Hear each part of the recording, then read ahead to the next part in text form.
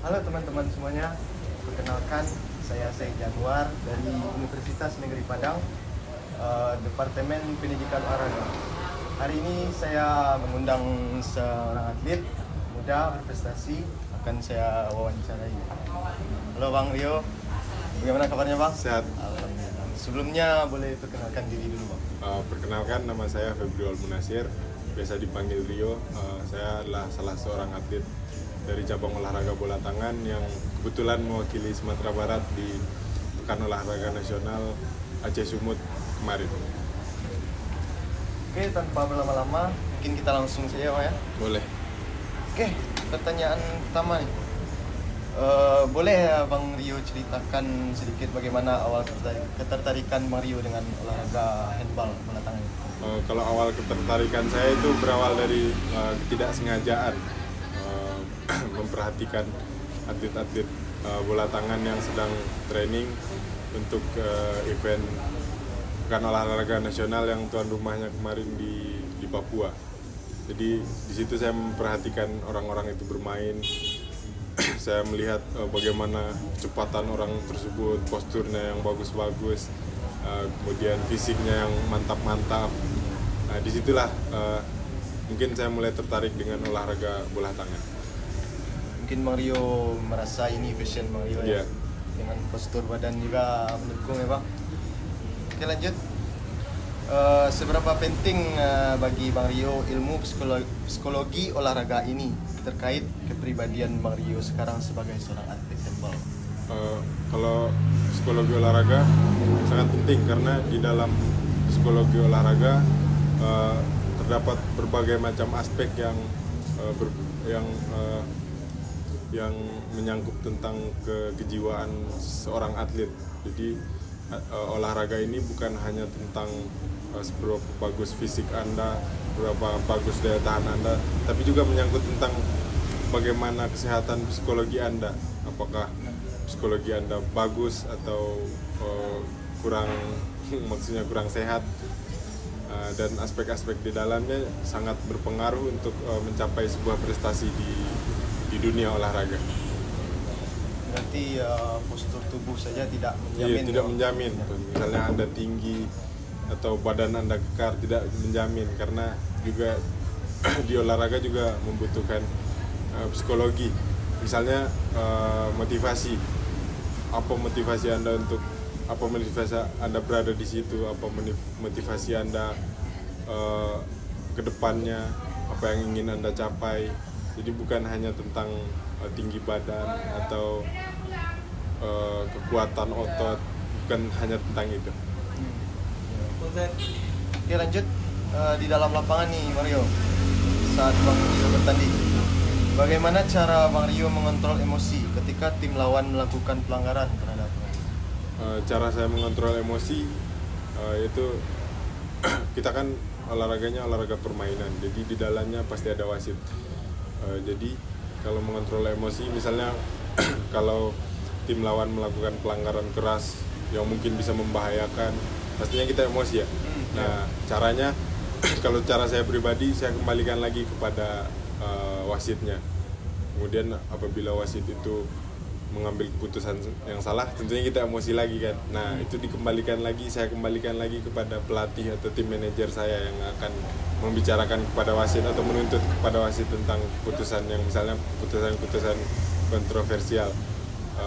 Kalau untuk saya tidak perlu emosi karena saya hanya harus memikirkan tentang bagaimana permainan saya, bagaimana saya mencetak poin, pokoknya bagaimana cara menang. Fokus terhadap pertandingan aja. Iya. Lagian kalau kita terpancing, kita juga yang rugi Bang. Iya. Oke lanjut. Bagaimana Bang Rio berinteraksi dengan rekan tim dan pelatih, baik di saat Bang Rio latihan maupun Bang Rio bertanding? Kalau interaksi, kalau cara saya membentuk interaksi yang bagus dengan rekan-rekan tim, dengan pelatih atau tim manajer dan yang lain-lainnya itu kebetulan saya kan orangnya sedikit humoris.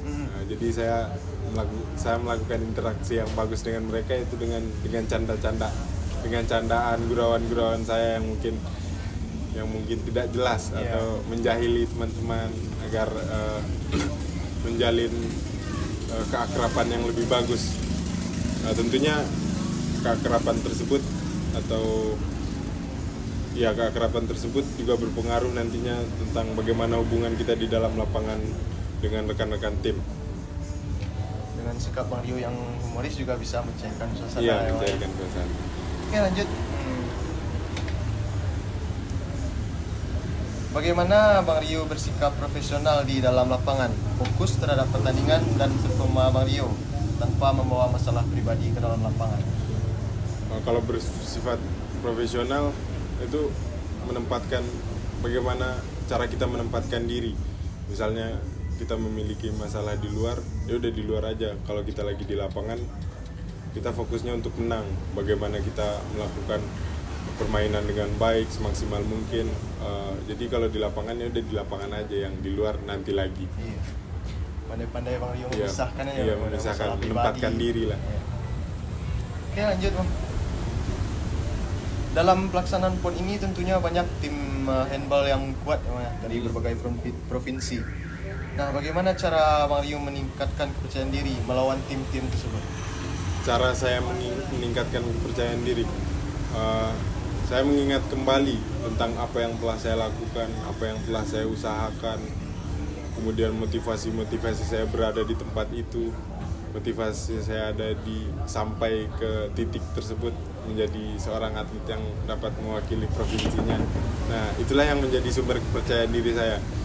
Soalnya rasa lelah, rasa capek, rasa bosan yang telah saya hadapi, masa kita harus takut atau kepercayaan diri kita harus pudar dengan melihat provinsi-provinsi lain, sedangkan latihan usaha kita telah maksimal sebelumnya. Jadi latihan-latihan, kemudian motivasi itulah yang membentuk percaya diri saya. Oke. Ngomong-ngomong tentang kepercayaan diri tadi Bang. Walaupun Bang Rio percaya diri sekali orangnya, pasti sedikit banyaknya ada merasa grogi.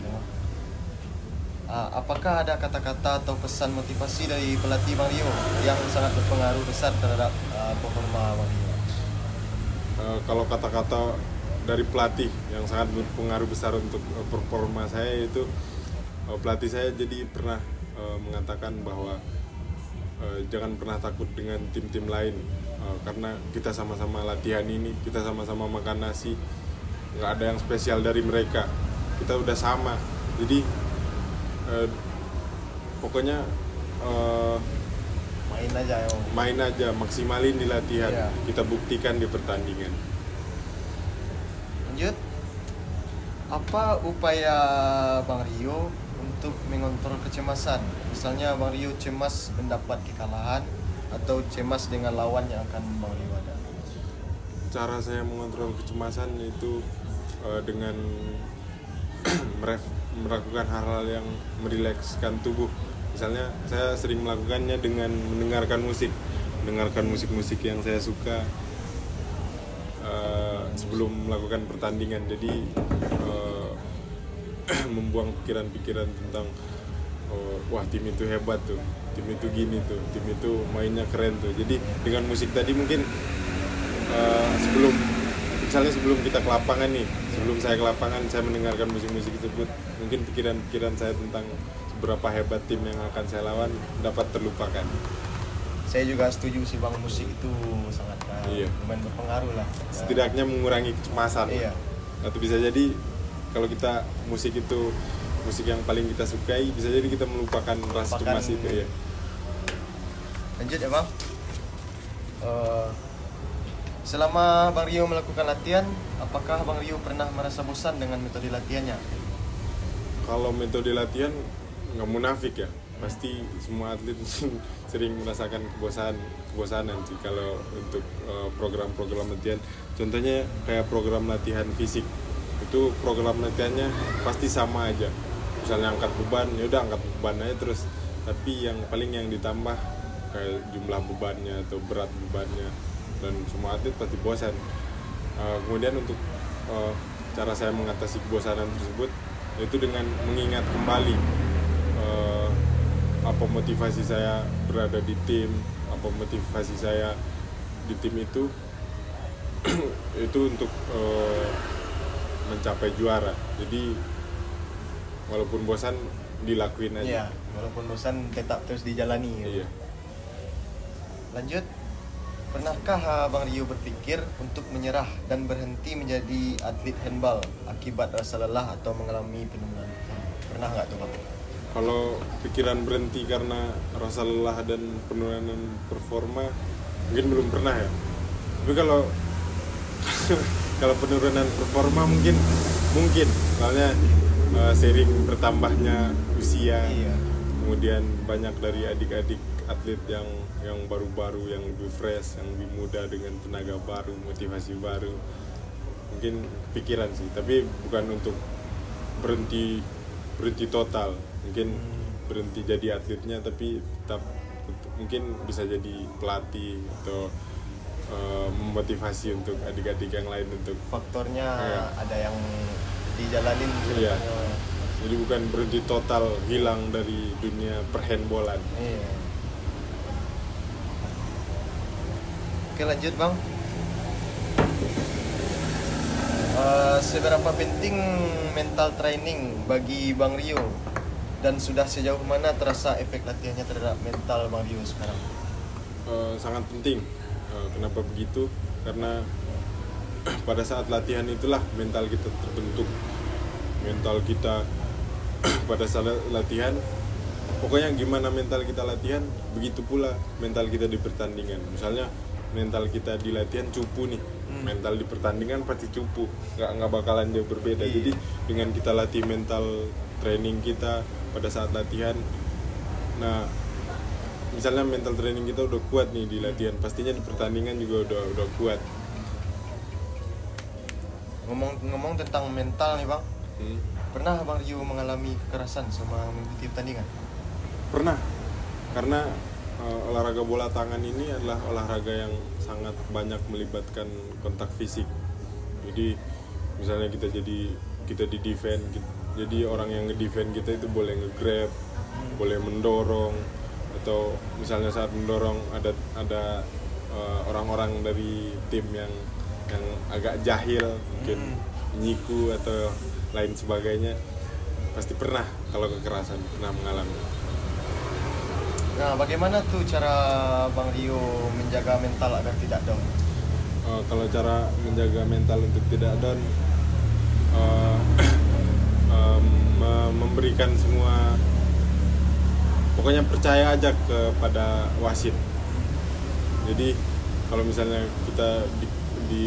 kita mendapatkan kekerasan dari tim lawan nih, ya udah yang bakal memberikan keputusan atau yang bakal memberikan sanksi itu wasit.